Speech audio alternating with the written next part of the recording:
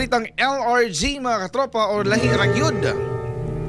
Lalaki sa Panama nagtukod og kastilyo gamit ang plastic bottles.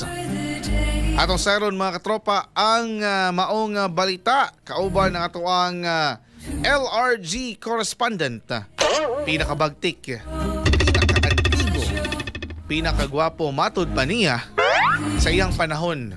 Katropang Lolo Amado.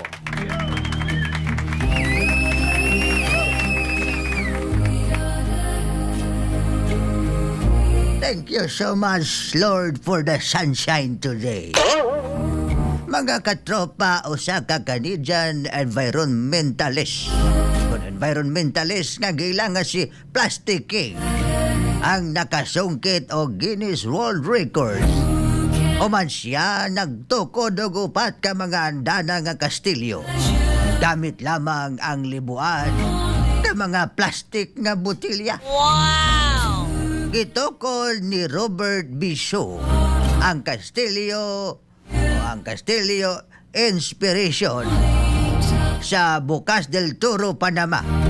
Ang istruktura nagbarog nga adunay 46 feet ang gitason o gihimo gikan sa 40,000 ka mga plastic bottles. Kini nakaangkon kaniya sa titulo sa The Largest Castle Made from Plastic Bottles. Ang advokasya ni Biso nagsugod niya dog tuig 2012.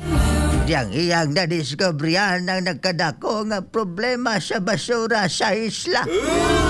Diin gibanabadan nga kapedo sa kamilyon nga mga plastic nga botilya ang nagkatag sa palibot. Imbes nga i-recycle, iyang gipasyugdaan ang upcycling o ang paggamit sa basura ingong materyales sa pagtukod og insulasyon sa mga building. Wow! Ang kastilyo kabahin sa mas dako nga plastic bottle village nga iyang gitukod. Doon sab kini donggyon nga ginama sa 10,000 ka mga botilya. Diin ang mga bisita makatulog sa mga selda aron maghinulsol sa iyang pagpabaya sa kinayahan o usbo ng batasan sa pagkonsumo sa paggamit sa single-use plastics.